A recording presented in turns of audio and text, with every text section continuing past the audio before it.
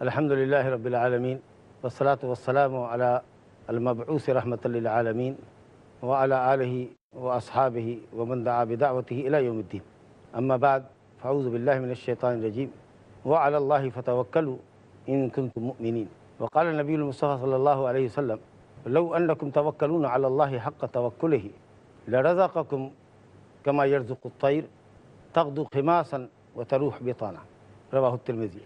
کتاب التوحید کا 32واں باب سورہ مائدہ کی آیت نمبر 23 اور اس کا آخری ٹکڑا وعلی اللہ فتوکلوا ان کنتم مومنین پر مشتمل ہے، اور اس آیت سے جو بات سمجھ میں آتی ہے وہ ہے توکل۔ توکل بہت اونچی چیز ہے، بلکہ آپ یہ سمجھیے کہ اسلام، ایمان، احسان توکل کی پنڈلی پر کھڑے ہوتے ہیں، توکل کے تنے پہ کھڑے ہوتے ہیں، اتنی اہم چیز ہے۔ اور اللہ رب العالمین نے توکل کو ایمان کے لیے شرط بنایا ہے۔ وعلی اللہ فتوکلوا ان کنتم مؤمنین، اللہ ہی پر بھروسہ کرو اگر تم مومن ہو۔ مومن ہر حال میں صرف اللہ پر بھروسہ کرتا ہے۔ وتوکل علی الحی الذی لا یموت، اس اللہ پر بھروسہ کرو جو ہمیشہ باقی رہنے والا، ہمیشہ زندہ رہنے والا ہے، جس کو کبھی موت نہیں آئے گی۔ اور بھی قرآن مجید میں دوسرے مقامات پر اللہ نے توکل اختیار کرنے کی تلقین کی ہے، تاکید کی ہے۔ حضرت موسیٰ علیہ السلام نے اپنی قوم سے کہا وقال موسیٰ یا قوم ان کنتم آمنتم باللہ فعلیہ توکلوا ان کنتم مسلمین، اے میری قوم کے لوگوں، اگر تم اللہ پر ایمان رکھتے ہو تو اللہ پر بھروسہ کرو اگر تم مسلمان ہو۔ حضرت ابراہیم خلیل اللہ علیہ السلام نے کہا وعلی اللہ فلیتوکل المؤمنون، مومنین کو اللہ ہی پر بھروسہ کرنا چاہیے۔ اس طریقہ سے قرآن مجید میں متعدد مختلف مقامات پر توکل کا تذکرہ ہے۔ توکل کیا چیز ہے؟ توکل کہتے ہیں مطلوب اور مقصود کو حاصل کرنے اور مکروہ اور ناپسندیدہ چیز کو زائل کرنے کے سلسلے میں اللہ پر بھروسہ کرنا، اللہ پر اعتماد کرنا، اور اس کے لیے جائز اور مباح اسباب کو اختیار کرنا۔ آپ چاہتے ہیں روزی حاصل ہو تو اللہ پہ بھروسہ کیجئے کہ رزاق اللہ ہے، یقیناً جتنی روزی اس نے مجھ کو میرے مقدر کی ہے وہ مجھے عطا کرے گا، اور روزی کے لیے آپ جائز اسباب اختیار کیجیے۔ آپ چاہتے ہیں کہ آپ کو اولاد ہو تو سبب اختیار کیجیے، شادی کیجیے، اور اللہ پر کامل بھروسہ رکھیے پورے یقین اور ایمان کے ساتھ، اور اس سے دعا کیجیے کہ اللہ ہم کو صاحب اولاد بنا۔ ورنہ کتنے لوگ ہیں جو شادی شدہ ہیں صاحب اولاد نہیں۔ لیکن اگر کوئی شادی نہ کرے اور کہ صاحب اولاد ہو جائے گا تو یہ ناممکن ہے۔ اگر آپ چاہتے ہیں کہ کوئی تکلیف آپ کو ہے، وہ تکلیف آپ کی ختم ہو جائے، تو ازالے تکلیف کے لیے جو مباح اسباب ہیں ان کو آپ کو اختیار کرنا پڑے گا۔ تو تکلیف کو ختم کرنے، خیر اور بھلائی کو حاصل کرنے کے سلسلے میں بھروسہ اللہ پہ ہونا چاہیے، لیکن جائز اور مباح اسباب کو بروئے کار نہ کر۔ کوئی صرف سبب پر بھروسہ کرے اور اللہ پہ توکل نہ ہو، اعتماد نہ ہو۔ کوئی شخص کہے کہ مجھے تو 99% امید ہے کہ میں کامیاب ہو جاؤں گا، 1% اللہ پر بھروسہ ہے۔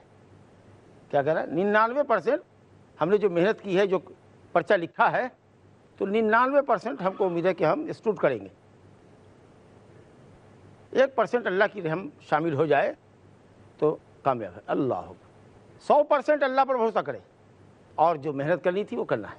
تو اگر آدمی اسباب پر اعتماد کرتا ہے اور اللہ پہ توکل نہیں کرتا تو یہ اللہ کی ذات میں قدح لگ کرتا ہے کہ اللہ اپنے بندے کو کافی ہے، یہ اس کے نظر سے اوجھل ہے۔ کتنے لوگوں کو ہم نے دیکھا ہے کم محنت کرتے ہیں، کمزور بھی ہیں، اللہ پر بھروسہ کرتے ہیں، خوب اللہ پر بھروسہ کرتے ہیں، پڑھتے ہیں، پڑھنے سے زیادہ اللہ پر بھروسہ کرتے ہیں، پڑھتے ہیں لیکن اللہ پر بھروسہ زیادہ ہے ان کا۔ اے اللہ ہم کمزور ہیں، ہمارا بیڑا پار کر دے۔ ماشاءاللہ پاس ہو گئے، اور کسی نے صرف سبب ہی کو سب کچھ مانا، اللہ پر بھروسہ نہیں رہا، فیل ہو گئے۔ اور آپ اگر اللہ ہی پر بھروسہ کریں اور سبب بھی اختیار نہ کریں تو یہ اللہ کی حکمت پر اعتراض ہوا۔ تو پھر اللہ نے اسباب کیوں پیدا کیے؟ روزی حاصل کرنے کے اسباب کیوں پیدا کیے؟ بیوی بچے حاصل کرنے کے اسباب کیوں پیدا کیے؟ ہر چیز کا سبب ہے، دنیا میں ہر چیز کو اللہ نے سبب سے جوڑا ہے۔ اگر سبب کو ہٹا دیں گے ایک دم پوری دنیا معطل ہو جائے گی۔ تو صرف سبب کو ہی سب کچھ نہیں سمجھنا ہے اور سبب سے ہٹ کے صرف اللہ ہی پر بھروسہ کر لیں، روزی نہ کمائے کہ اللہ تعالیٰ روزی دے گا، تو یہ بات غلط ہے۔ ہاتھ پاؤں توڑ کے بیٹھ جائیں کہ اللہ تعالیٰ روزی دے گا، ایسا نہیں ہوتا ہے۔ حضرت عمر رضی اللہ عنہ کے پاس کچھ لوگ لے آئے گئے کہ یہ یمن کے لوگ ہیں، یہ آتے ہیں حج عمرہ کرنے کے لیے، تو یہ توشہ لے کر نہیں آتے، کہتے ہیں کہ اللہ کھلائے گا، نہ توشہ گھر سے لے کے آئے نہ جیب میں پیسہ ہے، اللہ کھلائے گا۔ کہا اللہ نے بھی یہ تو کہا وتزودوا، توشہ اختیار کرو، توشہ لے کے جاؤ سفر میں جا رہے ہو تو، نہیں تو ٹھگی کرو گے، ایک دوسرے سے مانگ مانگ کر کھاؤ گے۔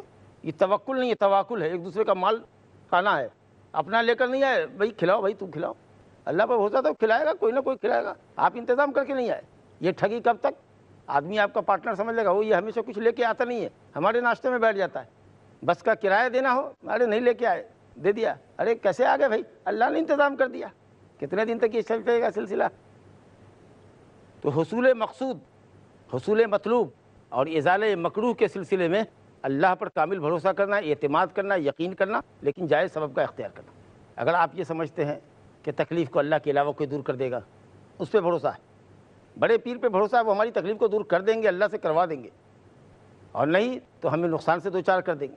اگر حصول منفعت اور دفع مضرت، تکلیف کو دور کرنے کے سلسلے میں آپ نے اللہ کے علاوہ پر بھروسہ کر لیا تو یہ توکل شرک ہوا، یہ توکل نہیں ہوا، یہ شرک اکبر ہوا۔ اسی طریقہ سے کوئی آدمی عام عادی اسباب، معمولی اسباب جو کامن سبب ہوتا ہے، اس پہ بھی دوسرے پر اعتماد کرتا ہے، ایسے کام کے سلسلے میں جس پر اللہ نے اس کو قادر کیا ہے۔ مثال کے طور پر حاکم وقت کے پاس جائے اور یہ سمجھے کہ وہ حاکم وقت ہے، اس کے خزانے میں کمی نہیں ہے، پیسہ ہے اس کے پاس، عہدہ ہے، نوکری ہے، اگر ہم اس سے مانگیں گے وہ ہم کو دے گا۔ آپ نے اس سے مطالبہ کیا، غور کیجئے، اور بھروسہ کیا اس پر، یا کسی شخص پہ بھروسہ کیا کہ یہ آفس کے باس سے کہہ کر کے ہم کو نوکری دلا دے گا، اس نے کہا ہاں ہم تمہارا کام کر دیں گے۔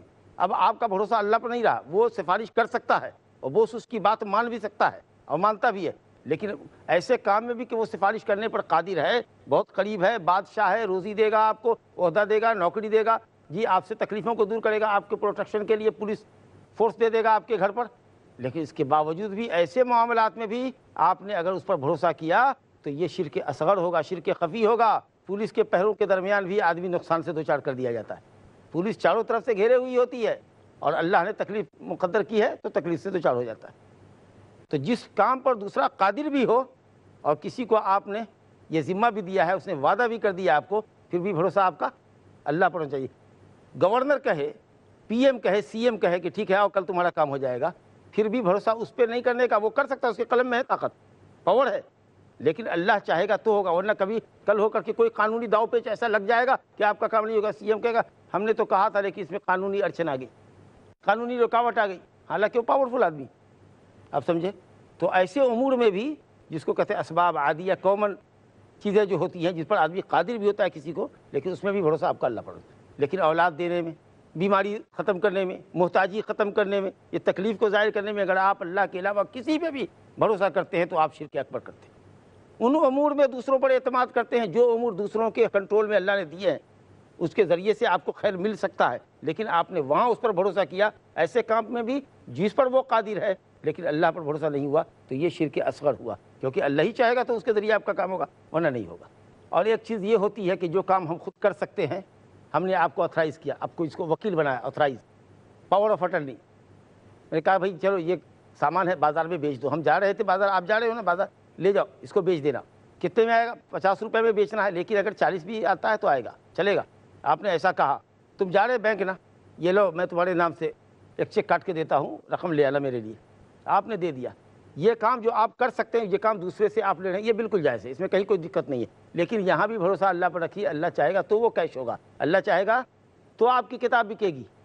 تو یہ وکالہ جائز ہے کہ آپ کسی کو وہ کام سپرد کریں، سونپیں جو کام آپ خود کرنے پر ماشاءاللہ قادر ہیں، لیکن ہر حال میں تینوں گفتگو میں بات آپ کے سامنے آئی کہ یہ وکالہ جائز ہے، لیکن یہاں بھروسہ اللہ پر ہونا چاہیے۔ جس کام پر بندہ قادر ہے لیکن وہاں اس پر اعتماد ہے اور اللہ پر اعتماد وہاں اجھل ہے تو یہ شرک خفی ہے۔ ایسے کام کے سلسلے میں آپ دوسروں پر بھروسہ کر رہے ہیں جس پر اللہ کے سوا کوئی قادر نہیں ہے اور تب آپ بھروسہ کر رہے ہیں تو آپ شرک اکبر کرتے ہیں، دائرہ اسلام سے خارج ہوتے ہیں۔ یہ توکل کی تفصیل ہے۔ بہرحال اسباب کو ساتھ لیتے ہوئے، جائز اسباب کو ساتھ لیتے ہوئے اللہ پر کامل بھروسے کرنے کا نام، اعتماد کرنے کا نام توکل ہے۔ بہت سے لوگ توکل کا غلط معنی بیان کرتے ہیں، اسی یہ تفصیل آپ کے سامنے لائی گئی۔ اللہ تعالیٰ فرماتا ہے، جس کو صاحب کتاب نے باب کا عنوان بنایا ہے، کہ وعلی اللہ فتوکلوا ان کنتم مؤمنین، اللہ ہی پر بھروسہ کرو اگر تم مومن ہو، اگر تم مومن ہو۔ دیکھو ایمان کو جوڑا ہے۔ یہ آیت سورہ مائدہ کی آیت نمبر 23 ہے۔ حضرت موسیٰ علیہ السلام نے بنی اسرائیل کو، اپنی قوم کو کہا تھا کہ بیت المقدس میں داخل ہو، اللہ رب العالمین نے یہ زمین تمہارے مقدر میں لکھی ہے، یعنی تم کو اس کا حاکم بنانا چاہتا ہے وہ۔ وعلی اللہ فتوکلوا، اللہ ہی پر بھروسہ کرو اگر تم مومن ہو۔ اور اس باب کے تحت 2-3 آیتیں مؤلف نے ذکر کی۔ پہلی آیت ہے سورہ انفال کی آیت نمبر 2، اعوذ باللہ من الشیطان الرجیم، انما المؤمنون الذین اذا ذکر اللہ وجلت قلوبهم واذا تلیت علیہم آیاتہ زادتہم ایمانا وعلی ربہم یتوکلون۔ مومنین کی صفات اللہ نے بیان کی۔ انما المؤمنون، انما کلمہ حصر ہے، یقیناً مومن وہی ہیں جن کے سامنے اللہ کا ذکر کیا جائے تو ان کا دل دہل جائے، یا ان کے دل دہل جائیں۔ الذین اذا ذکر اللہ وجلت قلوبہم، جن کے دل دہل جائیں اللہ کا ذکر سن کر، دل میں خوف آ جائے اللہ کا، اور جس کے دل میں اللہ کا خوف ہوگا وہ اللہ کے حکموں کو بجا لائے گا اور گناہوں سے پرہیز کرے گا۔ علامہ سدی مفسر کہتے ہیں کہ اس آیت کا مطلب یہ ہے کہ اگر کوئی شخص ظلم کا ارادہ کرتا ہے، معصیت کا ارادہ کرتا ہے، اور کسی بندے نے یہ کہا اتق اللہ، اللہ سے ڈرو، کیا کر رہے ہو، انشاءاللہ مختصر سے وقفے کے بعد آپ سے ملتے ہیں۔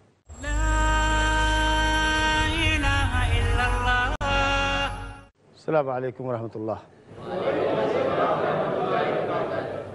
بریک سے قبل سورہ مائدہ کی آیت آپ کے سامنے پڑھی گئی تھی، جو آیت حضرت موسیٰ علیہ السلام نے اپنی قوم سے کہا تھا جب وہ بیت المقدس میں داخل ہونا چاہ رہی تھی۔ وہاں جابروں کی حکومت تھی، ظالموں کی حکومت تھی، عمالقہ کی۔ یہ بڑی بزدل قوم تھی بنی اسرائیل کی، جس کی نسل یہودی ہے۔ کہا دیکھو جاؤ، آگے بڑھو، اللہ پر بھروسہ کرو، وعلی اللہ فتوکلوا، صرف اللہ پر بھروسہ کرو، بڑھو، اللہ سبحانہ وتعالیٰ تمہارے دشمنوں کو شکست دے گا، تم کو فتح یاب کرے گا، بیت المقدس سے ان کو نکال بھگائے گا، جاؤ بڑھو آگے۔ کس قدر تاکید کر رہے ہیں، وعلی اللہ فتوکلوا ان کنتم مؤمنین۔ لیکن اس کے باوجود بھی یہ سرنڈر کر گئے، کہا نہیں، جب تک کہ وہ نکل نہیں جاتے ہم داخل نہیں ہوں گے۔ تو جب وہ نکل جائیں گے، شہر خالی کر دیں گے، اس کے بعد آپ جائیں گے اور شان بگاڑیں گے کہ ہاں ہم نے زمین پر اپنی حکومت قائم کر لی، یہ کیسا ہوگا؟ کہا جاؤ بڑھو، اللہ پر بھروسہ کرو۔ تو یہاں یہ آیت ہے وعلی اللہ فتوکلوا، اسی کانٹیکسٹ میں یہ آیت ہے، وعلی اللہ فتوکلوا، اللہ ہی پر بھروسہ کرو اگر تم مومن ہو۔ اور اس باب کے تحت 2-3 آیتیں مؤلف نے ذکر کی۔ پہلی آیت ہے سورہ انفال کی آیت نمبر 2، اعوذ باللہ من الشیطان الرجیم، انما المؤمنون الذین اذا ذکر اللہ وجلت قلوبہم واذا تلیت علیہم آیاتہ زادتہم ایمانا وعلی ربہم یتوکلون۔ مومنین کی صفات اللہ نے بیان کی۔ انما المؤمنون، انما کلمہ حصر ہے، یقیناً مومن وہی ہیں جن کے سامنے اللہ کا ذکر کیا جائے تو ان کا دل دہل جائے، یا ان کے دل دہل جائیں۔ الذین اذا ذکر اللہ وجلت قلوبہم، جن کے دل دہل جائیں اللہ کا ذکر سن کر، دل میں خوف آ جائے اللہ کا، اور جس کے دل میں اللہ کا خوف ہوگا وہ اللہ کے حکموں کو بجا لائے گا اور گناہوں سے پرہیز کرے گا۔ علامہ سدی مفسر کہتے ہیں کہ اس آیت کا مطلب یہ ہے کہ اگر کوئی شخص ظلم کا ارادہ کرتا ہے، معصیت کا ارادہ کرتا ہے، اور کسی بندے نے یہ کہا اتق اللہ، اللہ سے ڈرو، کیا کر رہے ہو، تو جب اللہ کا ذکر اس کے سامنے کیا گیا، اللہ کو یاد دلایا گیا، تو اس کا دل ڈر جائے اور وہ گناہ سے باز آ جائے۔ یہ ہے مومن۔ وَإِذَا تُلِيَتْ عَلَيْهِمْ آيَاتُهُ زَادَتْهُمْ ایمانا۔ اور مومنوں کی دوسری صفت یہ ہے کہ جب ان پر اللہ کی آیتیں پڑھی جاتی ہیں، اللہ کی آیتیں ان کو سنائی جاتی ہیں، تو زادتہم ایمانا، ان کے ایمان میں زیادتی ہوتی، آیت کریمہ ان کے ایمان میں زیادتی کا سبب بنتی ہے۔ معلوم یہ ہوا کہ ایمان میں زیادتی ہوتی ہے اور ایمان میں کمی بھی ہوتی ہے۔ یہ اہل سنت والجماعت کا نظریہ ہے، عقیدہ ہے۔ یہ اہل سنت والجماعت کا عقیدہ ہے کہ ایمان میں زیادتی ہوتی ہے، ایمان میں اضافہ ہوتا ہے، ایمان میں کمی ہوتی ہے۔ صحابہ کرام، تابعین اعظام، تبع تابعین اس آیت سے اور اس جیسی کئی قرآن کی دوسری آیتوں سے ایمان کی زیادتی اور کمی پر استدلال کرتے تھے۔ عمیر بن حبیب صحابی ہیں، انہوں نے کہا کہ الایمان یزید و ینقص، ایمان بڑھتا بھی ہے، ایمان گھٹتا بھی۔ تو ان سے کسی نے پوچھا وما زیادتہ و نقصان، کیسے بڑھتا ہے کیسے گھٹتا ہے؟ انہوں نے کہا اذا ذکرنا اللہ وخشینا فذلک زیادتہ، جب ہم اللہ کو یاد کرتے ہیں، اللہ سے خوف کھاتے ہیں، تو ایمان ہمارا بڑھتا ہے۔ وَإِذَا غَفَلْنَا وَنَسِينَا وَضَيَّعْنَا فَذَلِكَ نُقْصَانُهُ، اللہ کو بھلا دیں، غفلت کے شکار ہوں، احکام شریعت کو ضائع کرے، شریعت کے احکام کا پاس اور لحاظ نہ کرے، تو ایمان کی کمی۔ گویا طاعتوں سے، نیکی کے کاموں سے ایمان بڑھتا ہے، اور معصیت اور گناہ کے کاموں سے ایمان گھٹتا ہے۔ اور ایمان جو اصل میں تصدیق کا نام ہے، قلبی تصدیق کا، حقیقت یہ ہے کہ یہ بھی بڑھتا گھٹتا ہے، تصدیق میں بھی کمی اور بیشی ہوتی ہے۔ جس قدر دلائل میں آپ غور کریں گے، اللہ کی قدرت میں غور کریں گے، اسی قدر ایمان دل کے اندر مضبوط اور پختہ ہوگا۔ حضرت ابراہیم علیہ السلام کو اللہ کے اوپر ایمان تھا، لیکن کہا کہ اگر مردے کو تو میرے سامنے زندہ کر دے تو میرے ایمان میں اور اضافہ ہوگا۔ تو دلائل میں جس قدر غور کریں گے انشاءاللہ تصدیق میں بھی زیادتی ہوگی، اور جس قدر دلائل میں کم غور کریں گے، قلبی تصدیق جو ایمان کا لغوی معنی ہے تصدیق، اس میں بھی کمی ہوگی۔ تو علامہ نووی رحمۃ اللہ علیہ فرماتے ہیں شرح مسلم میں کہ ایمان جو تصدیق قلبی کا نام ہے، اس کے اندر بھی دلائل میں غور و فکر کرنے سے ایمان میں اضافہ ہوتا ہے، اور پھر اعمال کی وجہ سے، اعمال حسنہ، اعمال صالحہ کی وجہ سے ایمان میں زیادتی ہوتی ہے، اور گناہ کی وجہ سے ایمان گھٹتا ہے۔ یہ دوسری صفت ہوئی۔ وَعَلَىٰ رَبِّهِمْ يَتَوَكَّلُونَ، اور مومنوں کی تیسری صفت یہ ہے کہ وَعَلَىٰ رَبِّهِمْ، وہ اپنے رب پر ہی بھروسہ کرتے ہیں، ان کا قصد اللہ ہے، امید اللہ سے، خوف اللہ سے ہے، ہر معاملے کو اللہ کے سپرد کر دیتے ہیں۔ اے اللہ دیکھ میرے ساتھ یہ معاملہ، میں اپنا معاملہ تیرے سامنے رکھتا ہوں، میں بے کس ہوں، بے بس ہوں، کمزور ہوں، ناتواں ہوں، درمادہ ہوں، محتاج ہوں، میں اپنی بے بسی کو، اپنے ذلت کو، اپنی مسکنت کو، اپنی عاجزی کو، اپنی کمزوری کو اللہ تیرے سامنے رکھتا ہوں۔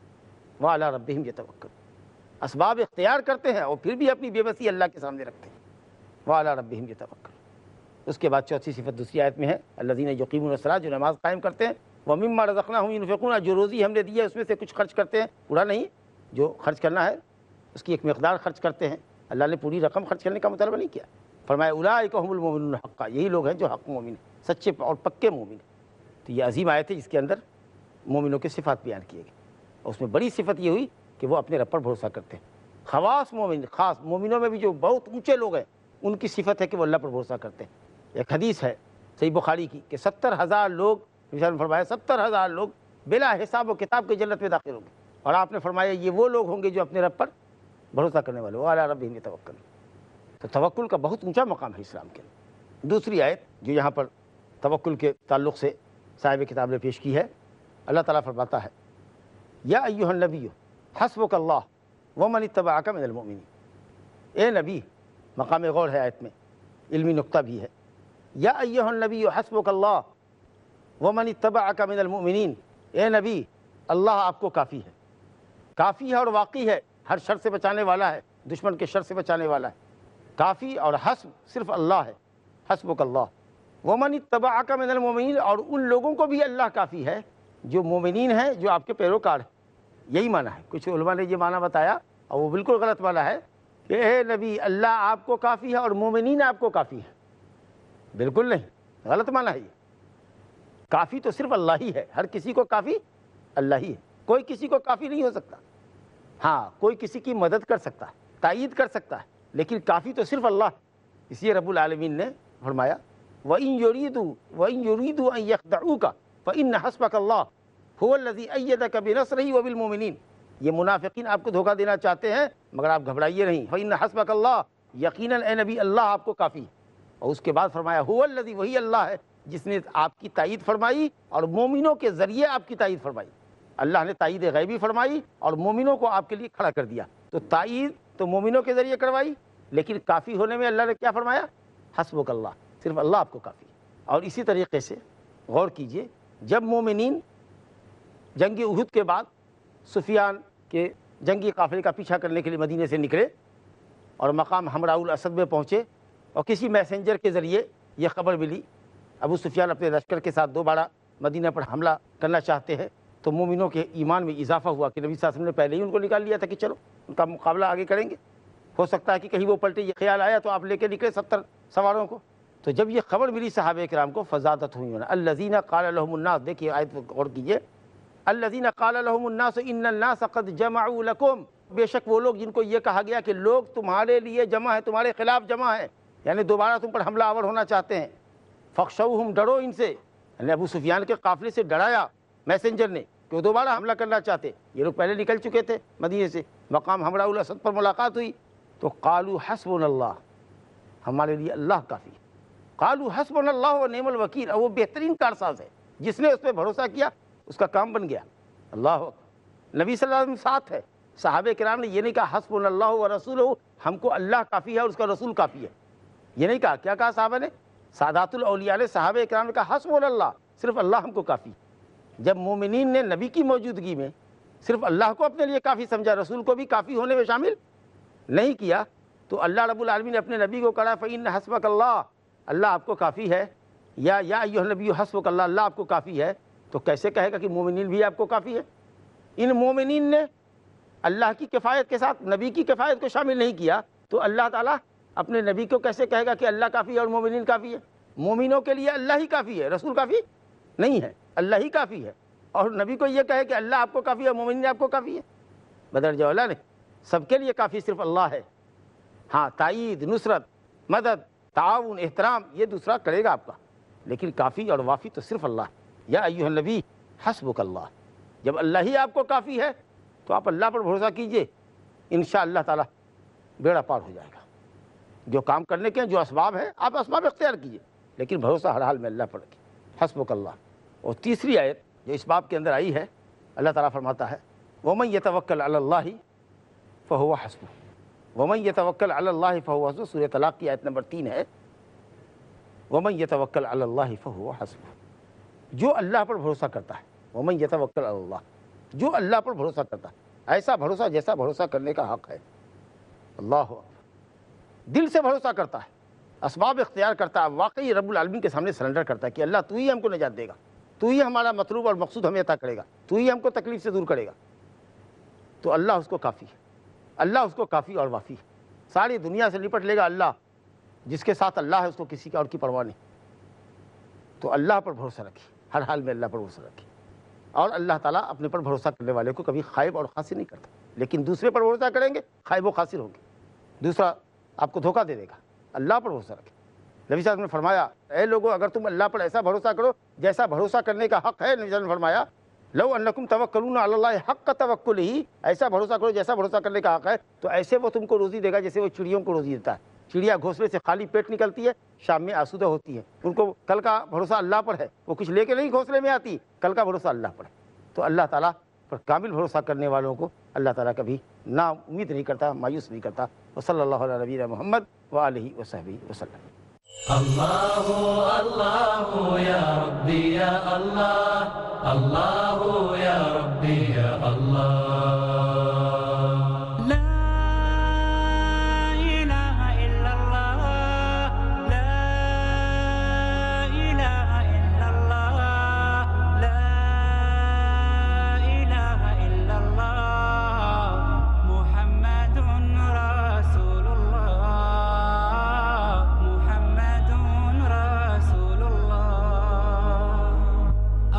رضاك يا الله، أنت الرحيم يا الله،